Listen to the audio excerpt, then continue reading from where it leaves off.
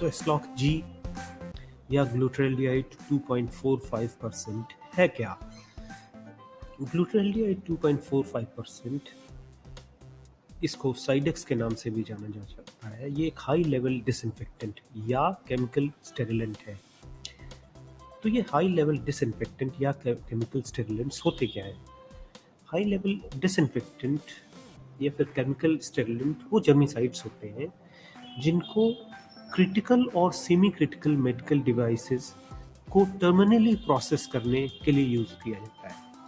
Terminal process का मतलब वो प्रोसेस, वो क्लीनिंग या डिसइंफेक्शन या स्टरलाइजेशन प्रोसेस जिसके बाद उनको सीधा पेशेंट पे यूज किया जाता है। क्रिटिकल डिवाइसेस वो डिवाइसेस होते हैं जो बॉडी टिश्यू या बॉडी के उन स्पेसेस के डायरेक्ट कांटेक्ट में आते हैं जो स्टेराइल होते हैं। जैसे ब्लड वेसल्स के अंदर का स्पेस स्टेराइल होता है और उसके कांटेक्ट में कैन्यूला आता है जब कैन्यूला को ब्लड वेसल में इंसर्ट किया जाता है। या सिजर्स होते हैं या ब्लेड्स होते हैं जो कि स्टेराइल टिश्यू के डायरेक्ट कांटेक्ट में आते हैं।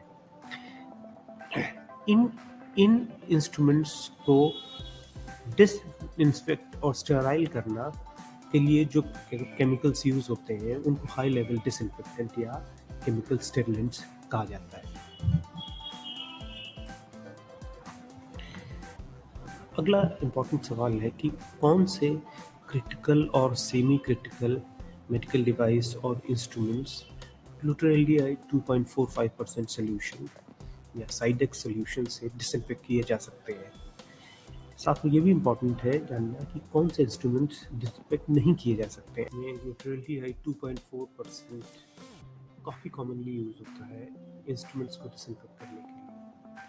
डेंटल प्रैक्टिस में यूज होने वाले लगभग सारे इंस्ट्रूमेंट और डिवाइसेस ग्लूटाल्डिहाइड 2.45% से डिसइंफेक्ट किए जा सकते हैं या किए जाते हैं।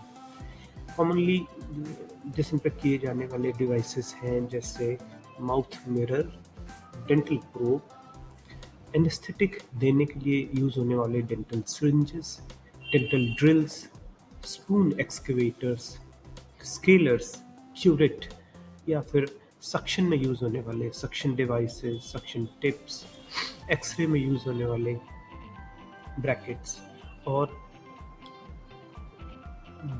जो डेंटल इम्प्रेशन लेने के लिए मोल्ड्स होते हैं उनको भी डिसइंफेक्ट करने के लिए ग्लूटाल्डिहाइड का यूज होता है।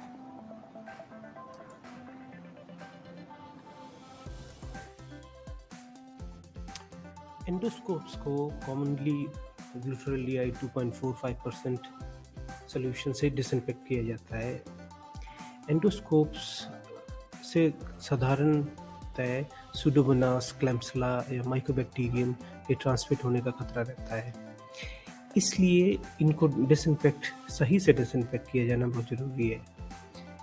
एंडोस्कोप्स को डिसइंफेक्ट करने से पहले उसको अच्छे से क्लीन किया जाता है, अक्सर मल्टी एंजाइम क्लीनिंग सोल्यूशन और ब्रश की मदद से, जिससे कि जो भी उस डेब्री या कंटेमिनेशन उस पे उसकी सरफेस पे लगा हुआ है वो हटाया जा सके। सारे अंदर के चैनल्स भी ब्रश से साफ़ किए जाते हैं। जब वो साफ़ हो जाता है फिर उसको साफ़ पानी से धोया जाता है और उसके बाद उसको ग्लूटाल्डिहाइड 2.45% सोल्यूशन में डिसइंफेक्ट करने के लिए डाला जाता है। डिसइंफेक्शन के लिए यूजुअली 10 से 20 मिनट तक रखा जाता है जिससे कि वो डिसइंफेक्ट हो जाए और फिर उसको साफ़ पानी से रिंस करके सुखाया जाता है।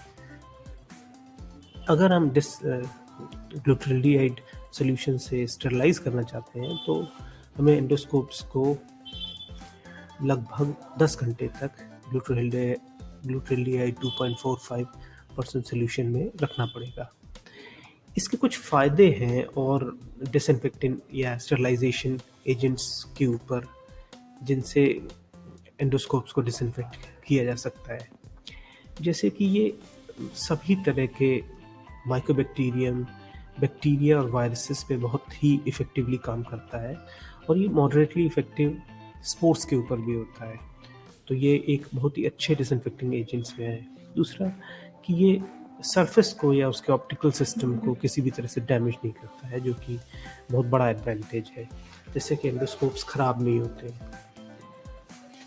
इसका एक स्लाइट एडवांटेज है कि ये इरिटेंट होता है और वो अक्सर यूज़ के बाद में पेशेंट को इरिटेशंस होते हैं उस सरफेस के जिसके ये कॉन्टेक्ट में होता है, और वो अक्सर इसके यूज़ के बाद में पानी से साफ़ ना किए जाने के कारण होता है। तो इस चीज़ का ध्यान रखना है कि ग्लूट्रेलिया 2.45% सोल्यूशन में जब हम एंडोस्कोप को डिसइंफेक्ट करें तो उसके बाद उसको उसमें से निकालने के बाद में अच्छे से पानी से साफ डिस्टिल्ड वाटर से धोया जाना है, फिर सुखाया जाना है।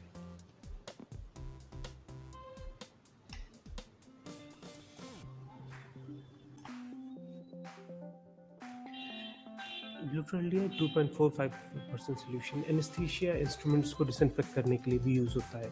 तो जो कॉमनली इंस्ट्रूमेंट्स डिसइंफेक्ट किए जाते हैं ग्लूट्रेलिया 2.45% सोल्यूशन से वो होते हैं लेरिंजियोस्कोप्स या एंडोट्रेकियल ट्यूब या जो लेरिंजियल मास्क एयरवेज होते हैं उनको इससे डिसइंफेक्ट करते हैं। इनको डिसइंफेक्ट करने से पहले वही प्रिकॉशंस लेने होते हैं जो हम एंडोस्कोप्स के केसेस में सुन चुके हैं। वो ये कि इनको पहले सही से साफ़ पानी और मल्टी एंजाइम क्लीनर से साफ़ किया जाता है जिसपे इसके ऊपर कोई ऑब्वियस डिपॉजिट्स ना दिखाई दें।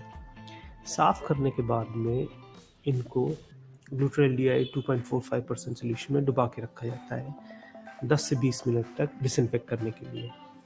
उसके बाद ये इनको निकाल के साफ़ पानी से धोया जाता है जिससे कि ग्लूट्रेलियाइड इंस्ट्रूमेंट की सरफेस पे ना रहे और वो पेशेंट को इरिटेशन ना करे। और उसके बाद में इंस्ट्रूमेंट्स को धोने के बाद में सुखा के रखा जाता है जिससे कि उनको यूज़ किया जा सके। अगर हम लेरिंजियोस्कोप या laryngeal mask airway endotracheal tube को स्टरलाइज करना चाहते हैं तो हम उसको इसमें 10 घंटे तक डुबा के रखेंगे। इसी तरह से जो और सर्जिकल इंस्ट्रूमेंट्स हैं, जो शार्प सर्जिकल इंस्ट्रूमेंट्स हैं, उनको भी इसमें रख के, जैसे कैनुला हो गए, सिजर्स हो गए, ब्लेड हो गए, या जो जिनको ऑटोक्लेव नहीं किया जा सकता है उन चीज़ों को भी ग्लूट्रेलियाइड से डिसइंफेक्ट किया जाता है। तो उनको भी इसी तरह से उसमें डुबा के 10 से 20 मिनट तक डुबाने से डिसइंफेक्ट हो जाएगा और 10 घंटे तक डुबा के रखने से स्टरलाइज हो जाएगा। तो अगला क्वेश्चन है कि ग्लूट्रेलिया 2.45% से डिसइंफेक्शन कहाँ किया जाना चाहिए। कोई भी इंस्ट्रूमेंट अगर डिसइंफेक्ट किया जाना है तो वो किस जगह किया जाए। तो यूजुअली ऑपरेशन थिएटर में कुछ साइड रूम्स होते हैं जो कि नेगेटिव प्रेशर मेंटेन करके रखते हैं जहाँ पे ग्लूट्रेलियाइड में इंस्ट्रूमेंट्स डिसइंफेक्ट किए जाते हैं। और वो इसलिए होता है क्योंकि ग्लूट्रेलियाइड के फ्यूम्स निकलते हैं जो इन्हेलेशन के थ्रू शरीर के अंदर जा सकते हैं, सांस के थ्रू शरीर के अंदर चले जाते हैं और जो नुकसान करते हैं। तो एक तो अगर रूम में नेगेटिव प्रेशर मेंटेन है तो बहुत अच्छी बात है। अगर नॉर्मल रूम है तो कोशिश की जानी चाहिए कि उसमें एक एग्जॉस्ट फैन हो जिससे कि वो पूरी तरह से वेंटिलेटेड रहे। कुछ लोग जो एग्जॉस्ट हुड्स होते हैं उनको भी यूज़ करते हैं, जैसे कि किचन में चिमनी होती है जो ग्लूट्रेलियाइड के फ्यूम्स को बाहर निकाल सके। साथ में कोशिश की जानी चाहिए कि जो ना ग्लूट्रेलियाइड से इंस्ट्रूमेंट्स को डिसइंफेक्ट कर रहा है, जो इंस्ट्रूमेंट्स को उस कंटेनर में डाल रहा है जिसमें ग्लूट्रेलियाइड है या उससे निकाल रहा है, वो मास्क पहन के रखे और चश्मा लगा के रखे जिससे कि ग्लूट्रेलियाइड के फ्यूम्स उसके आँखों में या उस सांस के थ्रू अंदर न ले जाए। और साथ में ग्लव्स यूज़ किए जाने चाहिए क्योंकि वो स्किन को भी इरिटेट करता है। नेक्स्ट पॉइंट है एस्लॉग-जी या ग्लूट्रेलिया 2.45% सोल्यूशन को प्रिपेयर करना। यूजुअली प्रिपरेशंस जो भी मैन्युफैक्चरर होता है उसके रिकमेंडेशन के हिसाब से होती है। एस्लॉग-जी ग्लूट्रेलिया 2.45% सोल्यूशन को एक्टिवेट करने के लिए उसके साथ एक एक्टिवेटर सोल्यूशन आता है जो कि छोटी बॉटल में होता है। तो जो वो एक्टिवेटर सोल्यूशन की बॉटल को खोल के बड़ी बॉटल में मिक्स करके अच्छे से शेक किया जाता है और शेक करने के बाद में एक्टिवेटेड सॉल्यूशन एक्टिवेट हो जाता है और तैयार हो जाता है। नेक्स्ट इम्पॉर्टेंट पॉइंट है कि बॉटल के ऊपर एक्टिवेशन की डेट या प्रिपरेशन की डेट को मेंशन करना, इससे आइडिया लगाया जा सके कि वो कितने दिनों तक एक्टिवेटेड स्टेट में आगे रहेगा। यूजुअली एक्टिवेशन के बाद में ये रिकमेंडेड होता है कि उसको 14 दिनों के अंदर यूज़ कर लिया जाए। जो भी इंस्ट्रूमेंट्स ग्लूटाल्डिहाइड 2.45% सोल्यूशन में डिसइंफेक्ट किए जाने हैं, उनको एक कंटेनर में ग्लूटाल्डिहाइड सोल्यूशन लिया जाता है और उन इंस्ट्रूमेंट्स को उस कंटेनर में डुबा के और 10 से 20 मिनट तक रखा जाता है। इसमें ध्यान रखने वाली बात है कि जो ग्लूटाल्डिहाइड 2.45% है वो कुछ स्टील की ट्रेज में लिया जाता है, जिससे कि वो सॉल्यूशन उसमें से लीक ना हो और सरफेस पे ना फैले। दूसरा कि जो कंटेनर इस तरह का होना चाहिए कि कम सॉल्यूशन के अंदर ज़्यादा इंस्ट्रूमेंट्स डुबा के रखे जा सकें। इंस्ट्रूमेंट्स को उसमें डुबाने से पहले इस चीज़ का ध्यान रखा जाना है कि सारे इंस्ट्रूमेंट जितने खोले जा सकें वो खोल लिए जाएँ। आपस में बंधे हुए या लॉक्ड इंस्ट्रूमेंट या ऐसे इंस्ट्रूमेंट जिनके अंदर ग्लूटाल्डिहाइड नहीं जा पाए, ऐसी स्थिति में इंस्ट्रूमेंट्स को उसमें नहीं रखना चाहिए। इसके अलावा ये बात मायने रखती है कि सभी इंस्ट्रूमेंट्स को साफ़ पानी से और एंजाइमेटिक सॉल्यूशन से पहले क्लीन किया जाए। उनको ग्लूटाल्डिहाइड सॉल्यूशन में डालने से पहले उनको साफ़ कर लिया जाए। ये ज़रूरी इसलिए होता है जिससे कि इंस्ट्रूमेंट्स के ऊपर जो भी डिपॉजिट्स और यदि उस पर कुछ चिपका है या जमा है या कुछ डिपॉजिट हो गया है, वो पहले हटाया जा सके। ये डिपॉजिट्स ना केवल निकल के सॉल्यूशन को गंदा कर देंगे, लेकिन इसके अलावा वो इंस्ट्रूमेंट्स के डिसइंफेक्शन में भी अवरोध बनेंगे। तो सभी इंस्ट्रूमेंट्स को ग्लूटाल्डिहाइड सॉल्यूशन में डालने से पहले ब्रश से और एंजाइमेटिक सॉल्यूशन से क्लीन किया जाता है और साफ़ पानी से धोया जाता है और फिर उन्हें ग्लूटाल्डिहाइड सॉल्यूशन में डाला जाता है। ग्लूटाल्डिहाइड सॉल्यूशन में 10 से 20 मिनट तक डालने से वो डिसइंफेक्ट हो जाते हैं और फिर उनको निकाल के और साफ़ पानी से धोया जाता है और सुखा के रखा जाता है। अगर उनको स्टरलाइज़ किया जाना है तो उनको 10 घंटे तक इस सॉल्यूशन में पड़ा रहने दिया जाता है। इस तरह से यूज़ करने से जो सॉल्यूशन साफ़ रहेगा और उसमें कई बार उस सॉल्यूशन को यूज़ किया जा सकता है।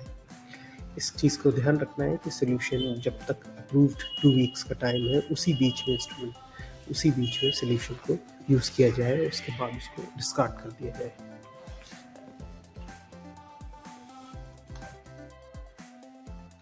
अक्सर जो ग्लूटाल्डिहाइड यूज़ करने से जो परेशानियाँ होती हैं यूज़ करने वाले को, वो उसके फ्यूम्स को इनहेल करने के कारण होती हैं कि सांस के थ्रू ग्लूटाल्डिहाइड लंग्स में जाता है और उसके कारण समस्याएं होती है। तो मोस्टली लोगों को थ्रोट और लंग का इरिटेशन, अस्थमा जैसे सिम्टम्स, सांस लेने में दिक्कत, नाक में इरिटेशन, स्नीजिंग, वीजिंग, नाक से खून आ सकता है, या फिर उसके फ्यूम्स अगर आँखों में लगते हैं तो उससे आँखों में बर्निंग आई या कंजंक्टिवाइटिस हो सकता है।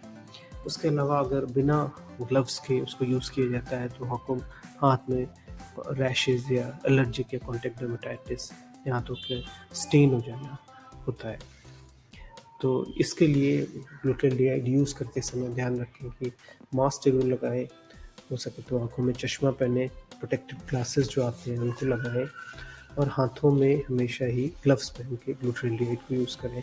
ध्यान ये भी रखने की ज़रूरत है कि रूम जो है वो अच्छे से वेंटिलेटेड हो और उसमें एक एग्जॉस्ट फैन हो जो उसके फ्यूम्स को बाहर निकाल सके, या फिर जो फ्यूम्स हटाने के लिए जो हुड चिमनी या हुड होता है जिसमें एक एग्जॉस्ट फैन लगा होता है वो हो, उसी के साथ में इसको यूज़ किया जाए।